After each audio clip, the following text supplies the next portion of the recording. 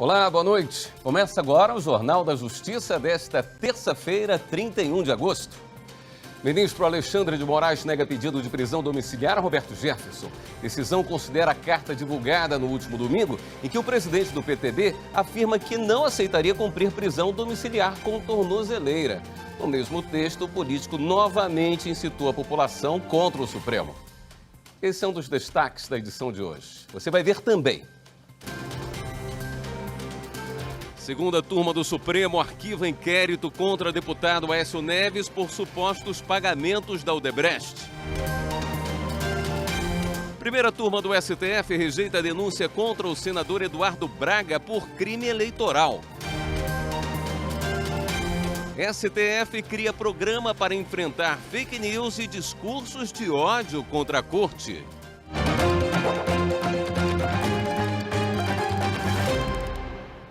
O ministro Alexandre de Moraes, do Supremo Tribunal Federal, negou o pedido de substituição de prisão preventiva por domiciliar feito pelo ex-deputado Roberto Jefferson.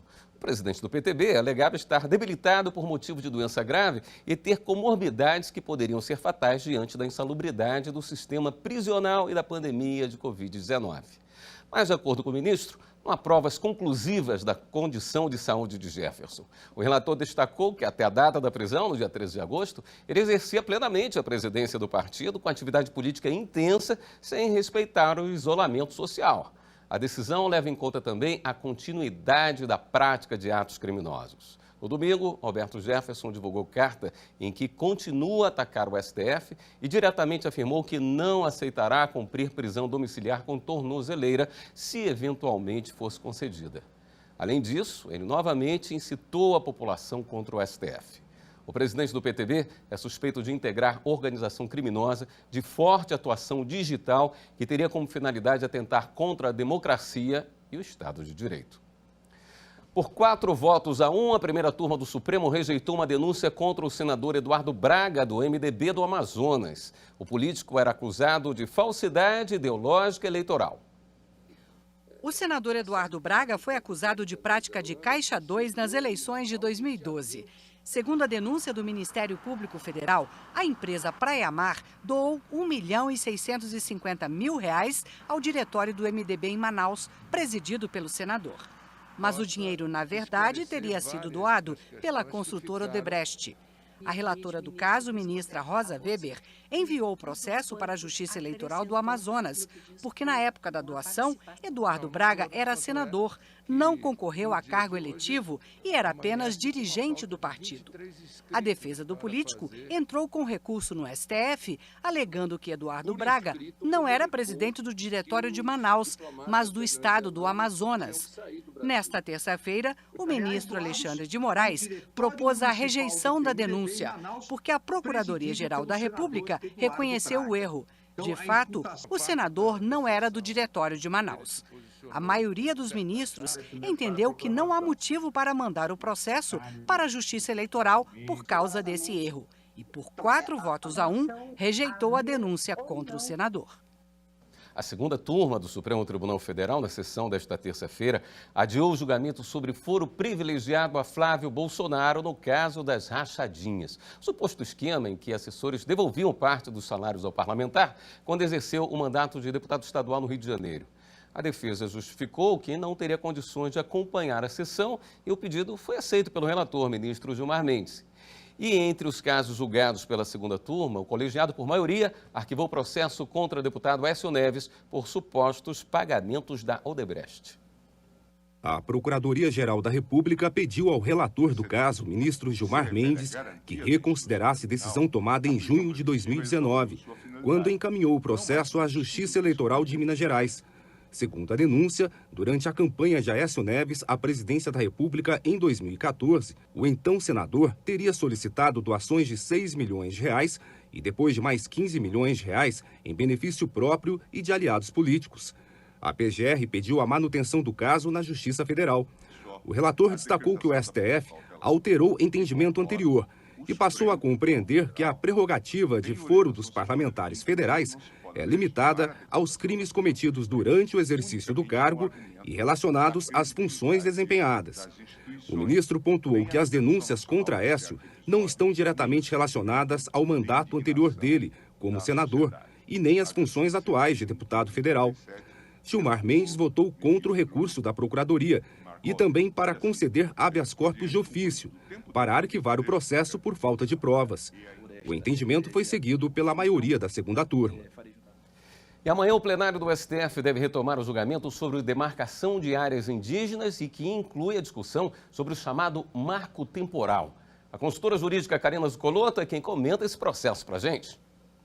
Olá, boa noite. E quarta-feira é dia de julgamentos no plenário do Supremo Tribunal Federal. A pauta dirigida já foi divulgada, consta na página da Suprema Corte e o grande destaque é para a possível retomada do julgamento de um recurso extraordinário da relatoria do ministro Edson Fachin, em que os ministros devem discutir a definição do Estatuto Jurídico Constitucional das relações de posse das áreas de tradicional ocupação indígena e definir a partir de que momento essa ocupação deve prevalecer.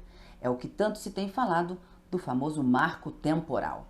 A discussão gira em torno de uma ação de reintegração de posse que foi proposta pela Fundação do Meio Ambiente do Estado de Santa Catarina, que busca reaver uma área que foi declarada como de tradicional ocupação indígena, mas que se encontra em uma área de reserva biológica, na reserva biológica do Sassafrás, no estado. O TRF da 4ª Região confirmou a sentença de primeiro grau, determinando a reintegração de posse dessa área, que foi declarada pela FUNAI como de tradicional ocupação indígena, por entender que essa circunstância não ficou evidenciada no processo. A FUNAI, por seu turno, alega que o tema se trata de direito imprescritível da comunidade indígena e que essas terras elas são indisponíveis e inalienáveis. Diz ainda que o Tribunal Regional Federal privilegiou os proprietários da terra com registro de imóveis em detrimento de um direito originário das comunidades indígenas. Em maio de 2020, o relator ministro Edson Fachin determinou a suspensão de todos os processos envolvendo áreas indígenas em todo o Brasil em razão da pandemia. A preocupação era de que essas reintegrações de posse fossem efetivadas e as comunidades indígenas ficassem à beira de rodovias sem qualquer tipo de assistência em termos de higiene e também isolamento e ficariam mais vulneráveis à pandemia causada pela Covid-19. Na semana passada, no dia 26 de agosto, o julgamento foi iniciado com a leitura do relatório e foi suspenso para que as 39 sustentações orais sejam realizadas nesta quarta-feira. Essa é a grande expectativa do julgamento para amanhã, quarta-feira, dia 1º de setembro, a partir das 14 horas, no Direto do Plenário. Você acompanha tudinho aqui com a gente na TV Justiça. E o plenário do STF vai realizar sessão virtual extraordinária para analisar a ação sobre taxa do Enem 2021. Partidos políticos e entidades questionam a exigência de apresentação de documentos que justifiquem a falta no exame de 2020 como condição para isenção da taxa deste ano. O julgamento será entre 2 e 3 de setembro. O presidente do STF, ministro Luiz Fux, convocou a sessão virtual a pedido do relator da ação, ministro Dias Toffoli, devido à proximidade das datas das provas do Enem 2021, marcadas para 21 e 28 de novembro. O Supremo Tribunal Federal conta agora com um programa de combate à desinformação. Entre as ações estão o uso de tecnologias para identificar fake news e discursos de ódio contra a Corte e seus integrantes. A resolução foi publicada no Diário da Justiça desta segunda-feira. O presidente do Supremo, ministro Luiz Fux, editou a resolução de acordo com o Sistema Constitucional de Proteção das Liberdades de Comunicação, com a Convenção Americana sobre os Direitos Humanos, a Lei Geral de Proteção de Dados e o Marco Civil da Internet. O presidente enfatizou que um dos objetivos da Agenda 2030 da ONU estabelece a meta de promover instituições fortes, inclusivas e transparentes em todos os níveis. Fux também levou em consideração que mais de 80% da população brasileira está conectada às plataformas digitais e redes sociais que desempenham um papel importante no acesso à informação e no exercício da liberdade de expressão. E lembrou das experiências positivas da Justiça Eleitoral e do TSE no enfrentamento da desinformação desde as últimas eleições presidenciais. A intenção do ministro Luiz Fux é enfrentar os efeitos negativos provocados por discursos de ódio na internet, que tem como alvo o Supremo Tribunal Federal e seus integrantes. Além disso, o presidente do STF quer enfrentar a desinformação e manter a proteção da Corte no que diz respeito às liberdades de comunicação. Segundo o ministro, essa prática mina a confiança nas instituições e prejudica a democracia, ao comprometer a capacidade dos cidadãos de tomarem decisões bem informadas. Um comitê gestor vai estar à frente dos trabalhos, que serão executados em 2 eixos. O primeiro, com atuação organizacional, terá entre as ações reuniões periódicas para o monitoramento dos resultados, o desenvolvimento de recursos de tecnologia para identificar mais rapidamente práticas de desinformação e de discursos de ódio e a aproximação com instituições públicas e privadas que atuam no combate à desinformação. Já o segundo eixo será de ações de comunicação, com a capacitação de servidores, funcionários terceirizados, jornalistas profissionais e influenciadores digitais para a identificação de práticas de desinformação e de discursos de ódio.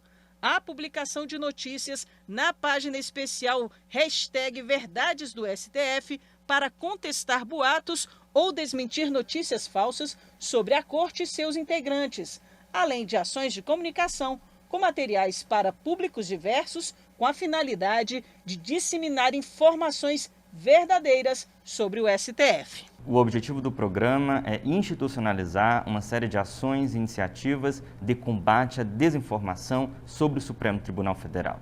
A Corte tem monitorado nos últimos meses uma crescente de difusão de fake news sobre o Supremo Tribunal Federal, sobre as decisões da Corte, sobre as atuações dos ministros, sobre os projetos do tribunal e, por isso, sentiu a necessidade de criar um comitê específico de avaliação e de concretização de medidas, de contramedidas de informação, trazendo sempre o lado da Corte, a credibilidade da Corte, a imagem que realmente a Corte produz sobre as suas funções. A Polícia Federal cumpriu hoje o mandado de prisão preventiva de um investigado por ataques cibernéticos ao site do Supremo Tribunal Federal. A ação é um desdobramento da segunda fase da Operação LIT, deflagrada para desarticular a associação criminosa envolvida nos ataques. O homem foi preso em Fortaleza, no Ceará, e, segundo a PF, praticava rotineiramente crimes cibernéticos contra instituições públicas e privadas. E veja a seguir os destaques da sessão de hoje do Tribunal Superior Eleitoral. Voltamos em instantes.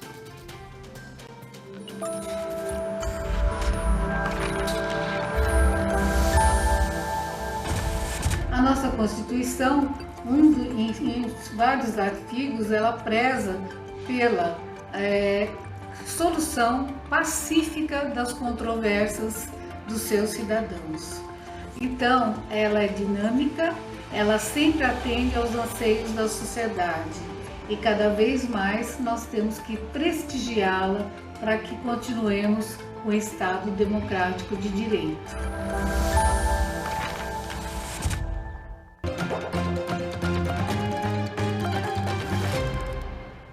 Daqui a pouco tem sessão plenária no Tribunal Superior Eleitoral. Repórter Henrique Amaral tem mais informações ao vivo do TSE. Boa noite, Henrique. Boa noite, William. Boa noite a todos. Bom, o destaque da sessão de logo mais está na pauta administrativa. Os ministros devem analisar uma minuta que traz mudanças na resolução que trata sobre a criação, a fusão, a organização, a incorporação e a extinção de partidos políticos. O ministro Luiz Felipe Salomão é o relator dessa minuta. Já na pauta administrativa, na pauta jurisdicional, o plenário deve julgar um recurso contra Miguel Correia da Silva Júnior. Ele foi candidato ao Senado Federal por Minas Gerais em 2018, mas foi investigado por abuso de poder econômico nessa campanha. que o Miguel teria utilizado recursos da empresa da qual ele é dono para criar um aplicativo que promovia a própria candidatura. Ele foi absolvido pelo Tribunal Regional Eleitoral de Minas Gerais e agora o Ministério Público Eleitoral recorre ao TSE. O ministro Alexandre de Moraes é o relator dessa ação. William. Obrigado, Henrique. A segunda jornada Prevenção e Solução Extrajudicial de Litígios selecionou propostas de enunciados para delinear posições interpretativas sobre 4 temas e adequá-las às inovações legislativas. De 214 propostas selecionadas, 142 foram aprovadas. 4 comissões de trabalho formadas por ministros do STJ, especialistas e professores analisaram proposições de enunciados sobre os temas arbitragem, mediação, desjudicialização e novas formas de solução de conflitos e novas tecnologias. A cerimônia de abertura da jornada contou com a participação do presidente do Superior Tribunal de Justiça e do Conselho da Justiça Federal, ministro Humberto Martins. A possibilidade de solução de litígios por meio da conciliação, negociação, mediação e arbitragem é fundamental para a nossa sociedade e ao pleno exercício da cidadania. O vice-presidente do STJ e corregedor-geral da Justiça Federal, ministro Jorge Mussi, também participou da cerimônia, além de outros ministros da Corte. É consenso entre os interlocutores deste evento o interesse por transformar a cultura da judicialização massiva que ainda permeia em nosso sistema de justiça em uma cultura de solução consensual e extrajudicial. As propostas de enunciados apresentadas à segunda jornada Prevenção e Solução Extrajudicial de Litígios foram discutidas em 2 dias, quando as proposições foram levadas à plenária e à votação. A organização do evento recebeu 689 proposições, das quais 214 foram selecionadas para a deliberação das comissões e 142 foram aprovadas. A primeira comissão a apresentar o resultado foi a que tratou do tema Novas Formas de Solução de Conflitos e Novas Tecnologias. 20 propostas foram levadas ao plenário e aprovadas. Em seguida, a comissão que discutiu arbitragem aprovou 26 propostas. O grupo da desjudicialização aprovou 25 propostas de enunciados. Por fim, a comissão que debateu mediação aprovou 71 propostas levadas à plenária. Nós temos que buscar saídas eficientes para a dificuldade que enfrentamos no manejo da quantidade de demandas que temos hoje pela frente. Nós temos que pensar soluções adequadas para o momento que estamos vivendo, de modo que essa reflexão tem que ser mesmo em conjunto. A ideia do encontro é estimular o debate nos tribunais sobre os temas e garantir a segurança jurídica na solução das controvérsias. O evento, totalmente virtual, foi realizado pelo Conselho da Justiça Federal por intermédio do Centro de Estudos Judiciários, em parceria com a Escola Nacional de Formação e Aperfeiçoamento de Magistrados.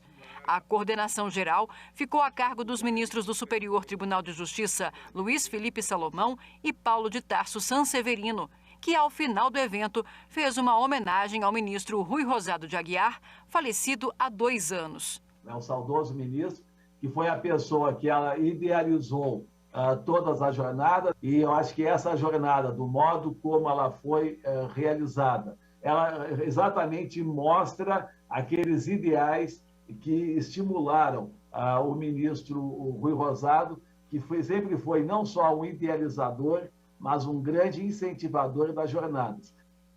O CNJ e os Ministérios da Justiça e da Infraestrutura renovaram o acordo de cooperação técnica para agilizar os leilões de veículos apreendidos. O sistema Renajude já permite a realização de consultas e envio em tempo real de ordens judiciais de restrições de veículos à base de dados do Renavan.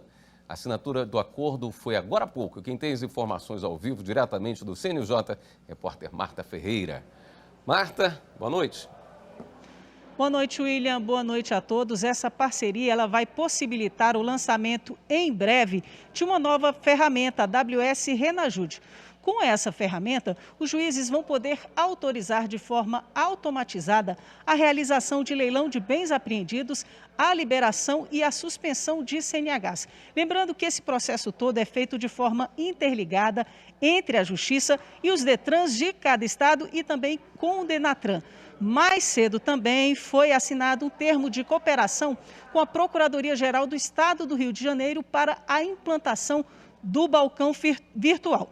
E mais cedo também o Conselho Nacional de Justiça aprovou o aprimoramento da Política Nacional de Incentivo à Participação Feminina no Poder Judiciário. A gente tem uma reportagem para você entender melhor o que foi aprovado nessa decisão pela manhã. Os números mostram um longo caminho a percorrer. A participação feminina ainda é tímida em todas as instâncias do judiciário brasileiro.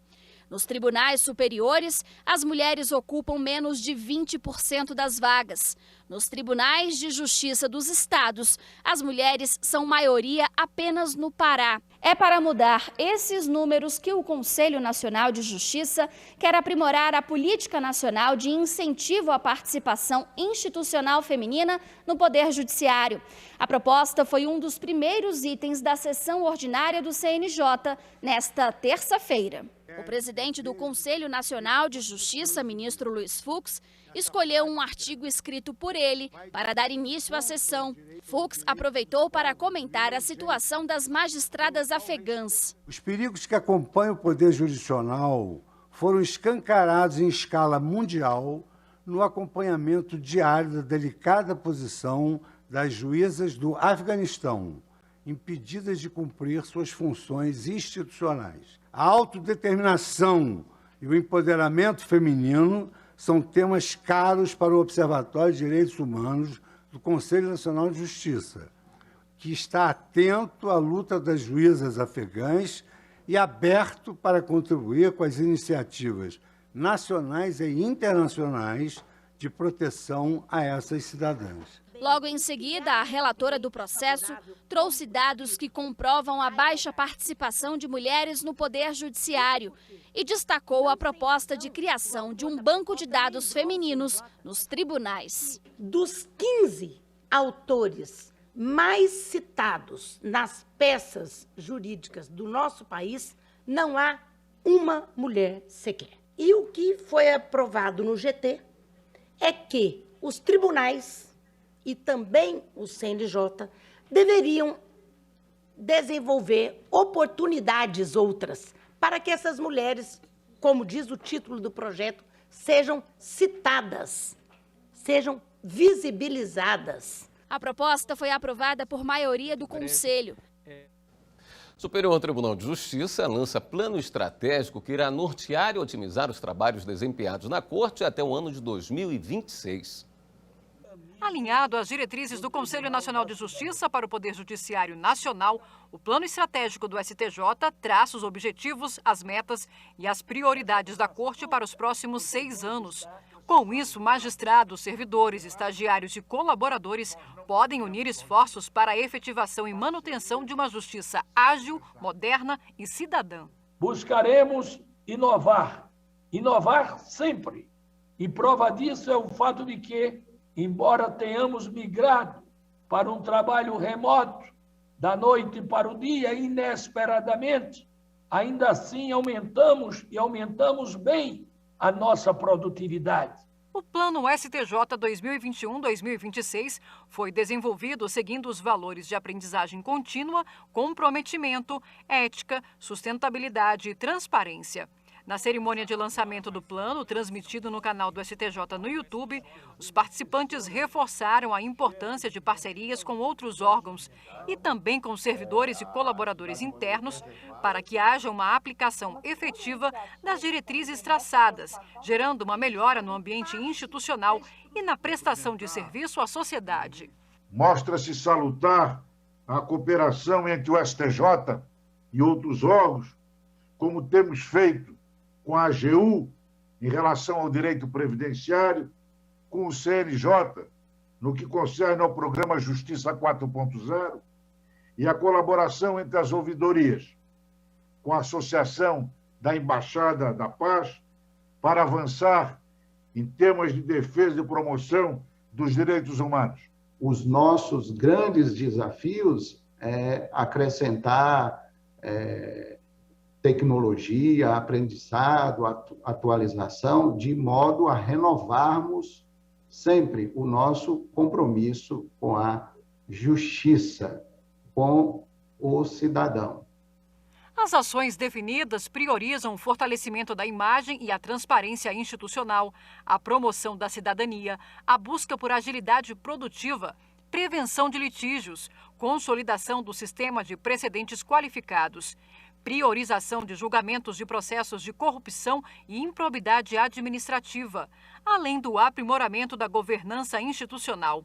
Há também a definição de que haja valorização de pessoas, aperfeiçoamento da gestão orçamentária e financeira e intensificação do uso de tecnologia da informação. O Plano Estratégico para 2021 a 2026 tem como objetivo final entregar à sociedade brasileira uma prestação jurisdicional mais ágil e eficiente. O futuro não está pronto, pré-determinado. Ele é uma construção coletiva das partes envolvidas, moldada por inúmeros fatores. Daí a importância de se planejar os passos necessários para se atingir o objetivo que se deseja. O Jornal da Justiça fica por aqui. Na sequência, você fica com a sessão do TSE. Uma ótima noite. Até amanhã.